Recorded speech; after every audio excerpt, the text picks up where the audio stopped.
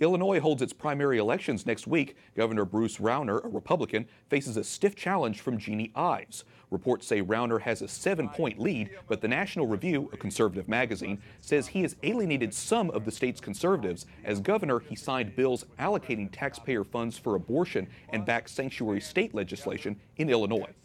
To weigh in on Illinois primary race, we're joined by Terry Schilling, Executive Director of American Principles Project, a conservative organization committed to protecting life and religious liberty.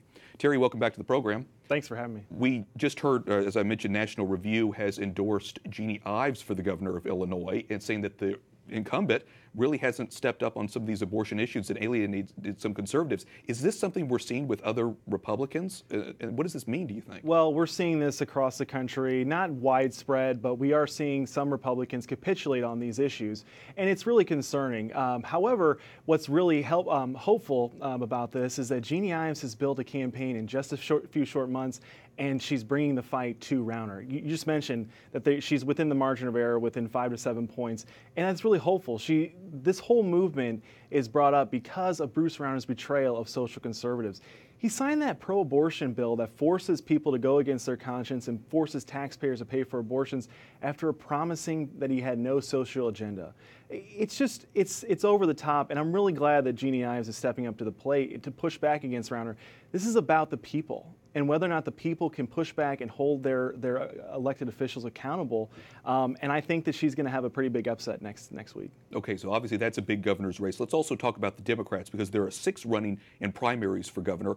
I don't want to go through all of them, but who do you think is most likely to win? And what does that mean, do you think, for the GOP? I have a lot of friends back in Illinois. As you know, I'm originally from there, and the money's either on Kennedy or J.B. Pritzker.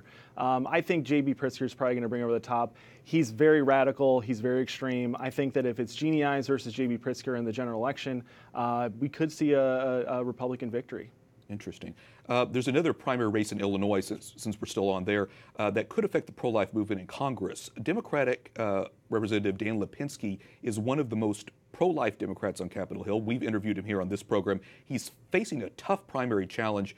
Does he have a chance to secure his seat? What do you think about his chances? Absolutely. I would never underestimate Congressman Lipinski. Look, there was just a poll that came out last week, had him up by 2. It's much tighter than it should be.